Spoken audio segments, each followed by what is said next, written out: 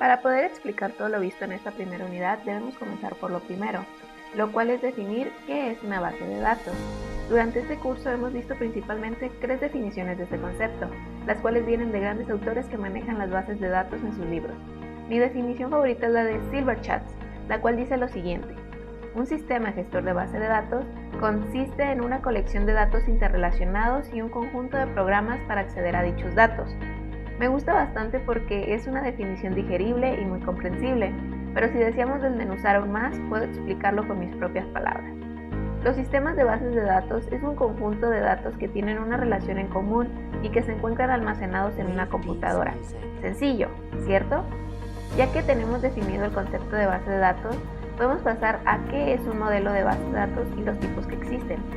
Todos sabemos qué es un modelo, ¿verdad? Estoy segura de que todos hemos escuchado esta palabra por lo menos una vez en nuestra vida. El ejemplo más claro es el de los automóviles. Existen cientos de marcas de autos y cada marca cuenta con cientos de modelos diferentes. ¿Qué es lo que diferencia a un modelo de otro? El color, el tipo de motor, si es automático o manual, la capacidad de personas, etc. Entonces, no cambia mucho cuando se trata de base de datos. Los modelos manejan diferentes estructuras, relaciones, limitaciones y la forma de acceder a los datos. Existe una gran variedad de modelos de base de datos, pero en este curso solo nos concentramos en 3 principalmente.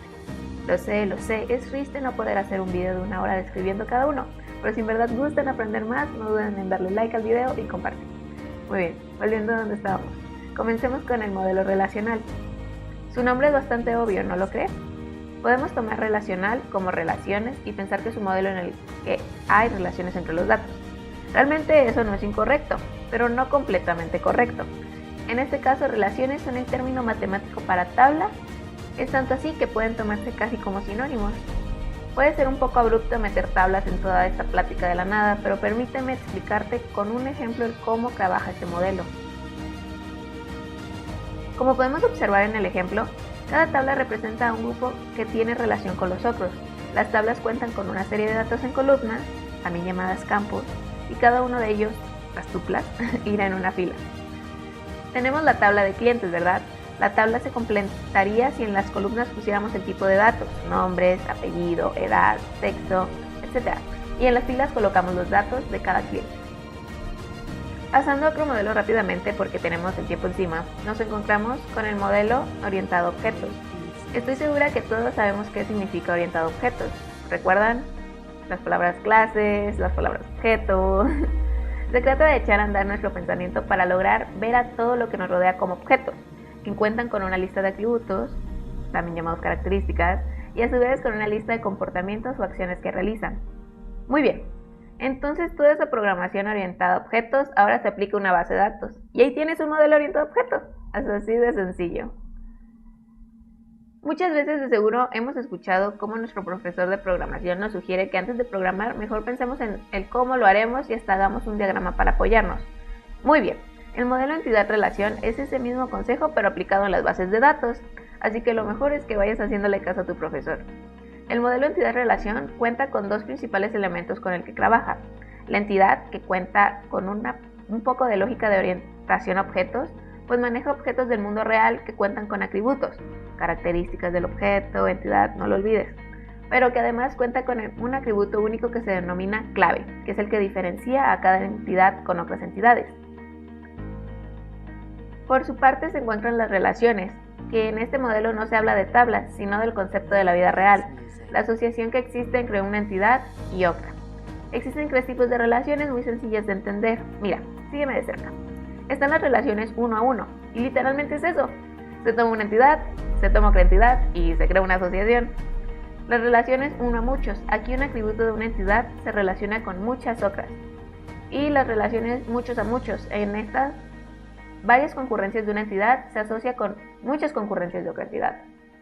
Sencillo, ¿verdad? Muy bien, mencionamos algunos modelos anteriormente y posteriormente mencionaremos las arquitecturas con las que cuentan los sistemas de base de datos.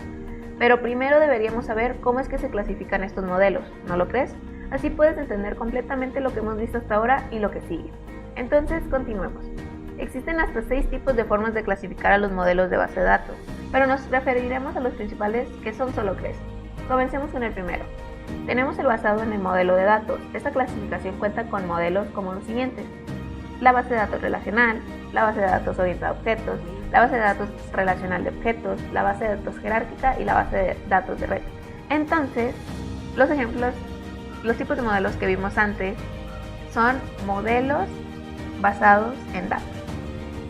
En segundo lugar se encuentra la que se basa en el número de usuarios, usuario único, varios usuarios, y continuamos con la que se basa según los sitios en los que se distribuye la red.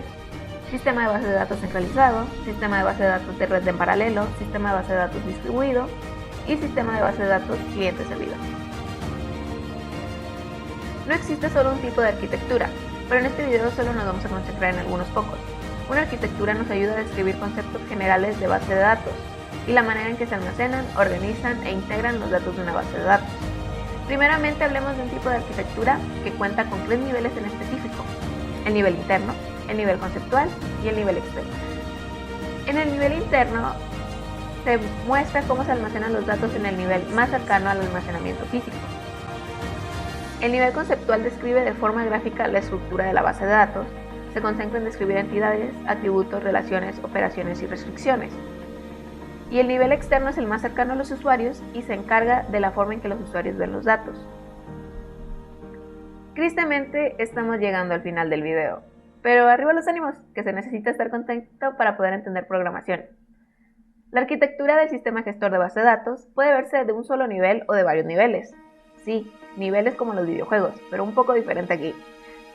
Comencemos con el primer nivel y continuemos subiendo de uno a uno juntos.